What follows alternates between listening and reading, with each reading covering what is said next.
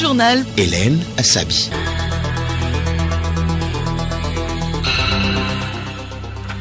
Bonjour à tous et merci de nous rejoindre pour le journal. Au sommaire, le chef de l'État togolais prend part aux travaux de la 74e session de l'Assemblée générale de l'ONU. Faure Sosnoa-Niassingbe a échangé hier avec diverses personnalités sur les opportunités d'investissement au Togo. La Haute Autorité de l'Audiovisuel de la Communication HAC veut agrandir le paysage médiatique du Togo. Elle a lancé à cet effet un avis d'appel d'offres qui a fait l'objet d'une conférence de presse ce matin à son siège à Lomé.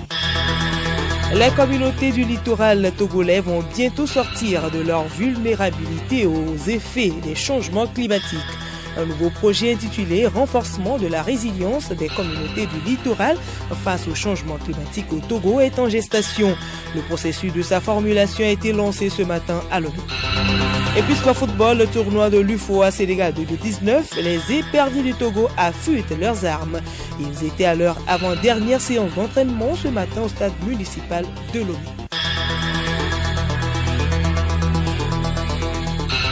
Radio Lomé. radiolomé.tg. Mesdames et messieurs, une fois encore, bonjour. Ouverture hier de la 74e session de l'Assemblée générale de l'ONU à New York aux États-Unis. Le chef de l'État togolais, Faure Sosnoa-Niassingbe, prend donc part aux travaux aux côtés de ses pairs du monde entier. Amara Moussa. Durant une dizaine de jours, les leaders de la planète interviendront pour fixer le cap d'une approche de prospérité de leur nation en vue de dynamiser les efforts faits au niveau multilatéral en faveur de l'élimination de la pauvreté, d'une éducation de qualité, de l'action climatique et de l'inclusion. Au siège des Nations Unies, les dirigeants de 193 pays membres s'exprimeront tour à tour sur les sujets qui préoccupent leur peuple. Le secrétaire général des Nations Unies, Antonio Guterres, et d'autres intervenants, notamment les chefs d'État et de gouvernement, ont insisté sur une stratégie commune de lutte contre le réchauffement climatique, le terrorisme, la faim, la misère et bien d'autres fléaux. Déjà hier, le président de la République togolaise, Faure Sosnoa-Niassingbe, a participé activement à des sessions et rencontres de haut niveau portant sur l'action pour le climat à l'initiative du secrétaire général des Nations Unies et sur la protection de la liberté de religion initiée par le président américain Donald Trump. Le président Faure Sosnoa-Niassingbe a également échangé en bilatéral avec diverses personnalités sur les questions de développement et de coopération dans la perspective de rassurer les partenaires à investir davantage au Togo. Le chef de l'État accordera d'autres audiences à bien des personnalités durant son séjour à New York. Pour rappel, lundi dernier, le président de la République a été l'invité d'honneur du lancement de Africa Center, une plateforme de prestations digitales au côté d'Aliko Dangote, Mo Ibrahim, Bill Gates et du président ghanéen Nana Akufo-Addo. C'était à l'occasion de Africa Future Forum qui s'intéresse aux opportunités de développement de l'Afrique. Merci à vous, Amara Moussa. Et toujours dans le cadre de ce sommet, une réunion des chefs d'État ouest-africains doit aussi se tenir à New York ce mercredi autour de la situation au Mali et dans le Sahel. Le secrétaire général de l'ONU et le président de la Commission de l'Union africaine y prennent part. Hier déjà, à la tribune des Nations Unies, le président burkinabé a résumé les attentes de ses homologues. Edouard Son. Dans son intervention devant l'Assemblée générale des Nations Unies, Roch Marc Christian Kaboré, en tant que président en exercice du G5 Sahel, est revenu sur les attentes des chefs d'État ouest-africains. Le grand projet de coopération sécuritaire régionale dans le Sahel n'avance qu'à petits pas, et d'abord parce que son financement est laborieux. La réunion de mercredi à New York aborde une nouvelle fois la question, sans aucun doute. C'est le sens de l'appel répété du président Kaboré devant l'Assemblée générale de l'ONU. Le président burkinabé a également fait savoir qu'un consensus entre chefs d'État s'était dégagé lors du sommet de Ouagadougou le 14 septembre dernier. Pour eux, le Conseil de sécurité doit revoir le mandat de l'opération de maintien de la paix au Mali, la MINUSMA, ainsi que celui de la force conjointe du G5 Sahel. Nous sommes à présent à la primature où le chef du gouvernement Kwame Selom Klasu s'est entretenu ce matin avec une délégation des pharmaciens du Togo. Les discussions entre le Premier ministre Selom Klasu et la délégation ont porté sur la tenue en octobre prochain à Lomé de leur journée ordinaire et leur rôle à jouer dans l'axe 3 du programme national de développement PND. Et je vous l'annonçais en titre, la Haute Autorité de l'Audiovisuel de la Communication HAC veut autoriser l'installation et l'exploitation de nouvelles stations de radiodiffusion privées au Togo. Elle a tenu ce mercredi à son siège à Lomé une conférence de presse consacrée à l'avis d'appel d'offres lancé dans ce sens. Yao Kamake. Un avis d'appel d'offres lancé déjà depuis un mois en application de la loi organique de la HAC modifiée qui envisage d'étendre l'espace médiatique audiovisuel par l'autorisation de radiodiffusion sonore FM. Sont concernés par cet appel d'offres les préfectures du Golfe, d'Agoué-Nivé, du Zio, d'Agou, de Kpélé, de la Kosa, de Dankpen, de Tone et de Loti-Nord. Les conditions de participation avec le président du comité d'évaluation des offres, Lal Kanak. Peuvent participer à cet appel d'offres les candidats remplissant les conditions suivantes. Avoir déposé un dossier conforme aux conditions de demande d'autorisation d'exploitation d'une radiodiffusion au secrétariat général de la Haute Autorité de l'Audiovisuel et de la Communication HAC, produire des informations sur les expériences et les capacités techniques et financières d'exploitation de radiodiffusion sonore, s'engager à respecter les clauses définies dans les cahiers des charges et obligations générales des sociétés de radiodiffusion sonore et télévision privée, commerciale, confessionnelle et communautaire, et le cahier des charges relatives à l'exploitation des fréquences pour les activités de radiodiffusion. Ne pas être déjà propriétaire, membre d'un conseil d'administration ou de surveillance d'une station de radiodiffusion sonore FM. Pour les préfectures du Golfe et à Agoué-Nivé, les soumissionnaires achètent le dossier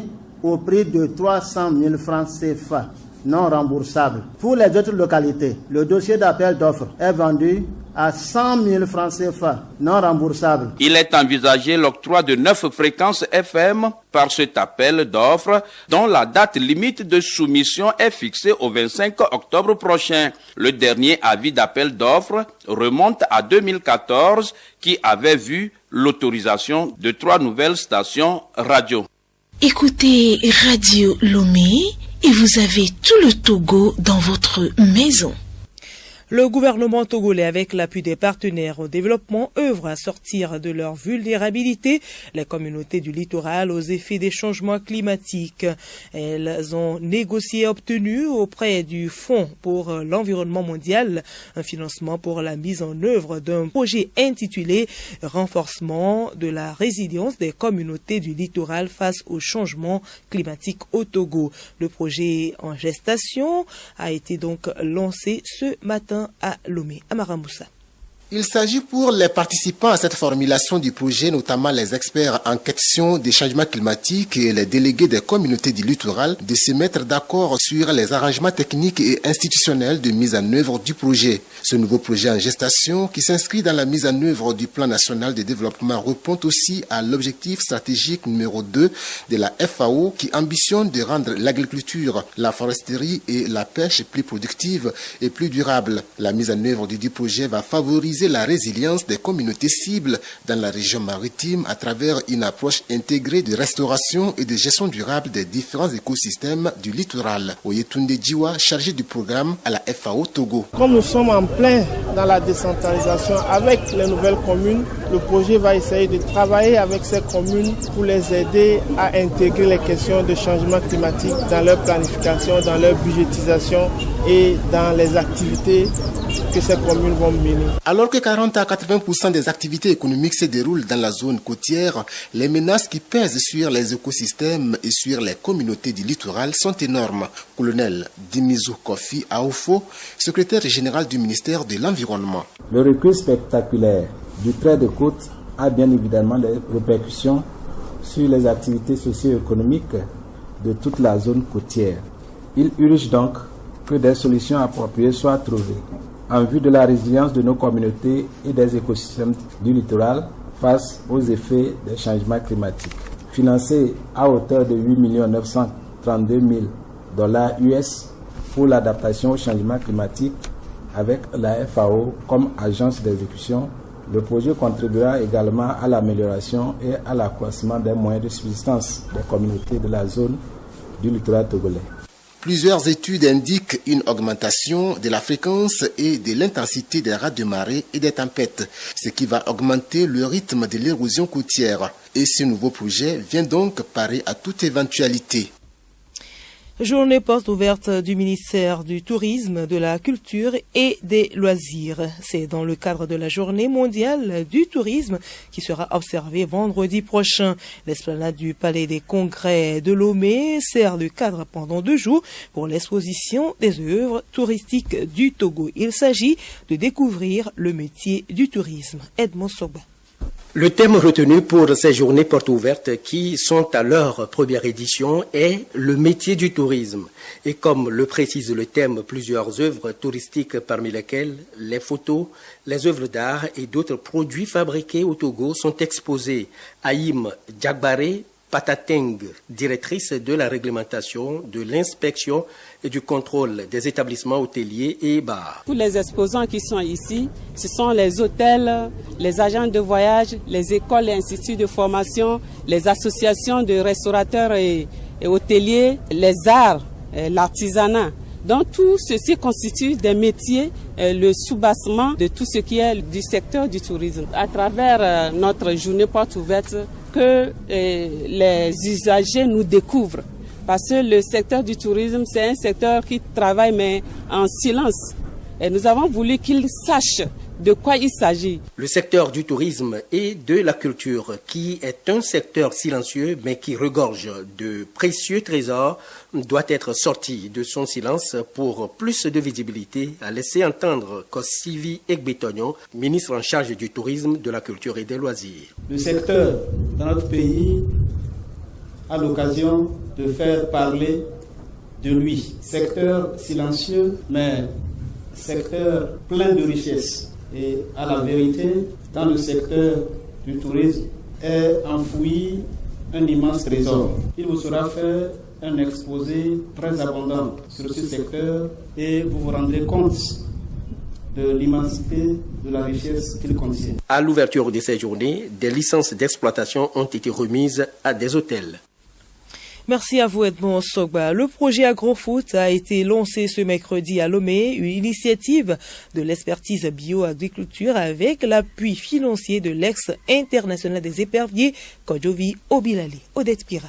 Kodjovi Obilale, l'ex-gardien international des éperviers, s'est lancé depuis 2015 dans l'agriculture.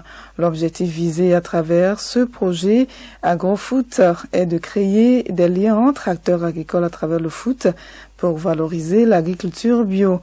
Kodjovi Obilale. Pour jouer, pour être en forme, il faut avoir une bonne hygiène de vie. Aujourd'hui, on me l'a proposé, vu ma reconversion aujourd'hui dans l'agriculture, qui m'accompagne. Donc aujourd'hui, moi et ses collaborateurs, on travaille sur un 10 hectares de terrain où il y a des ananas, il y a des choses. Donc eux, c'est leur domaine. Donc on va mixer les deux pour faire ce tour.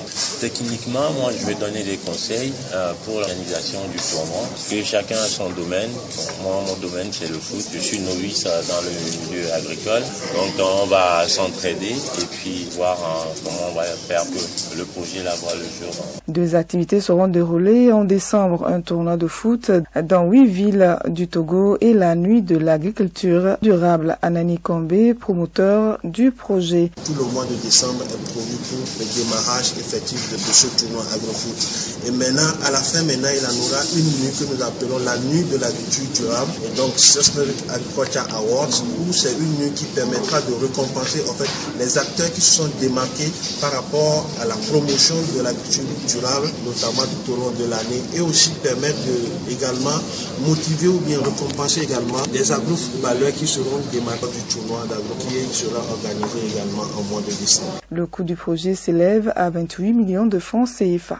Écoutez Radio Lomé sur le web sur le www.radiolomé.tg.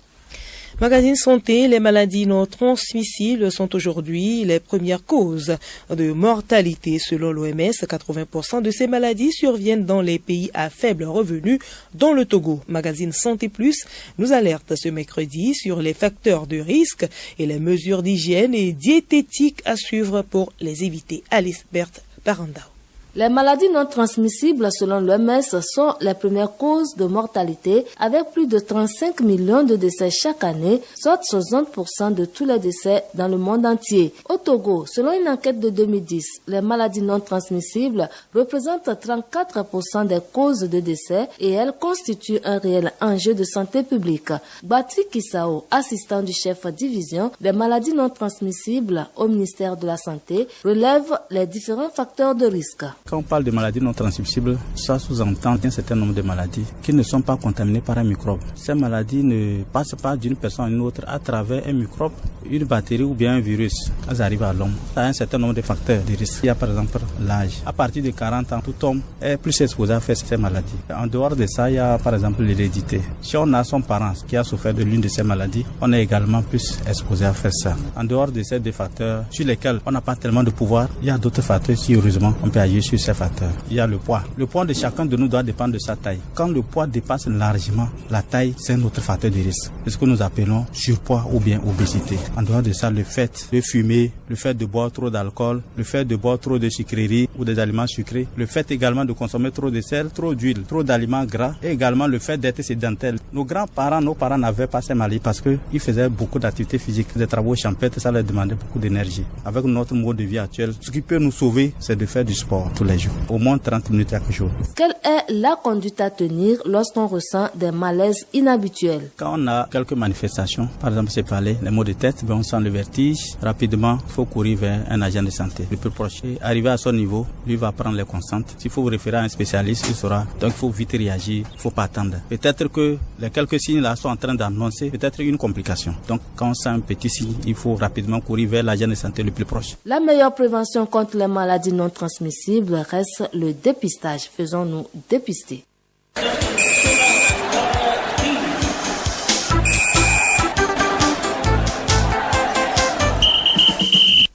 Sport football, préparatif du tournoi des nations de l'UFOA, les éperviers du Togo sont en ordre de bataille pour le rendez-vous des Thiès au Sénégal.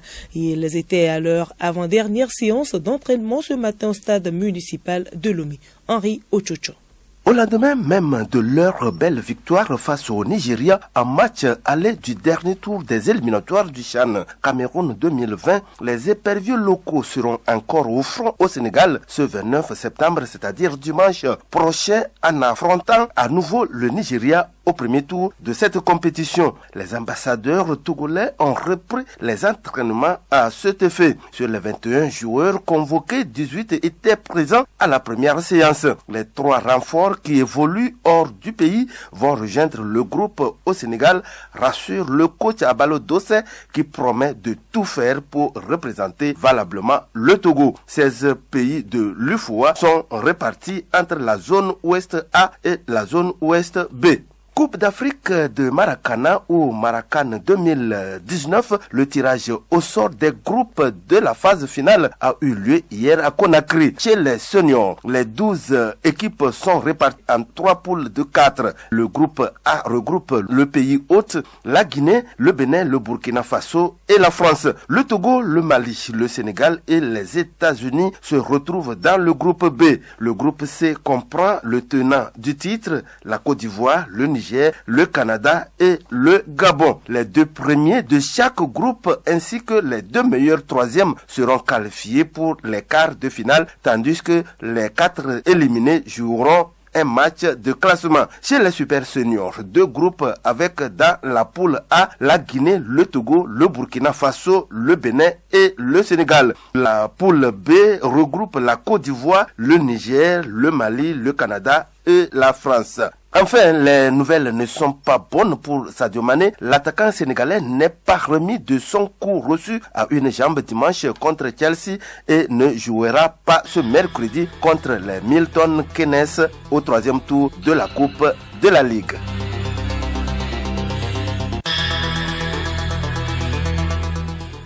Voilà, nous sommes ici arrivés à la fin de ce journal. Merci de l'avoir suivi et le rappel des titres.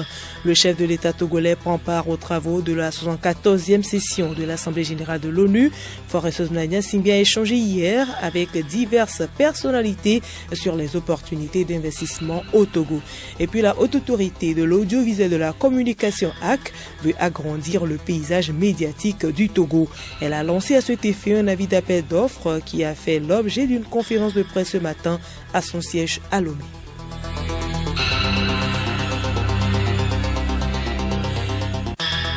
Radio Lomé.